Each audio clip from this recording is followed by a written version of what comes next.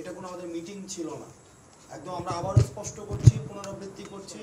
একদিনের ব্যবধানে কোটা সংস্কার আন্দোলনের আরও 2 সমন্বয়ককে হেফাজতে নেয়ার কথা জানালো ঢাকা মহানগর পুলিশের গোয়েন্দা বিভাগ। সংস্থাটির দাবি, আগের 3 জনের মতো এ 2 জনকেও নিরাপত্তা দিতে আনা হয়েছে কার্যালয়ে।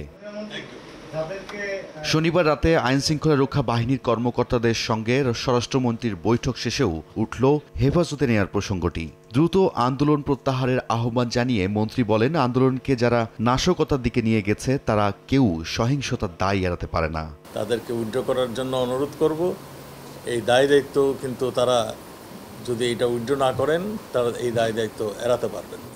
বৈষম্য বিরোধী ছাত্র আন্দোলনের 5 সমন্বয়ককে ডিবি হেফাজতে নেয়ার কারণ প্রসঙ্গে সাংবাদিকদের প্রশ্নের জবাব দেন মন্ত্রী। এতে উঠে আসে আন্দোলনের পেছনে অন্য কেউ ছিল কিনা সে বিষয়ে খতিয়ে দেখতেই জিজ্ঞাসাবাদ চলছে।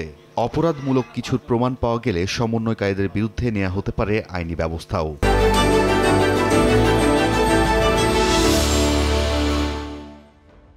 তাদের কাছে জিজ্ঞাসা যে তোমরা কোটা আন্দোলনে গিয়েছো, কোটা আন্দোলনের পরে এই সহিংস আন্দোলনটা কেন করলা? কে তোমাদের মদত দিয়েছে? কে তোমাদেরকে অর্থ দিয়েছে? কে তোমাদেরকে এই আন্দোলনে ঠেলে দিল? তারা কিছু যদি করে থাকেন, তারা যদি এই অগ্নিসংযোগের সঙ্গে থাকেন, হত্যার সঙ্গে সংযোগ থাকেন, তাহলে সেটা কি দায় দায়িত্ব তাদের? এটা তো আপনাদের কাছেই আমি জিজ্ঞাসা করি, তাহলে কি হবে? তারা এইগুলি প্রমাণ হলেই হবে, এইগুলি তো প্রমাণের আগে কিছু হবে না। এদিকে আইনশৃঙ্খলা পরিস্থিতির উন্নতি হওয়ায় কারফিউ সময়সীমা কিছুটা শিথিল করেছে সরকার।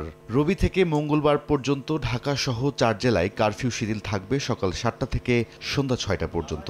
কারফিউ শিথিল থাকবে সকাল 7টা হতে সন্ধ্যা 6টা পর্যন্ত। দেশের বাকি জেলাগুলোতে কারফিউ শিথিলের সময়সীমা নির্ধারণ করবে স্থানীয় প্রশাসন। রাইদুল ইসলাম শুভ, সময় সংবাদ, ঢাকা।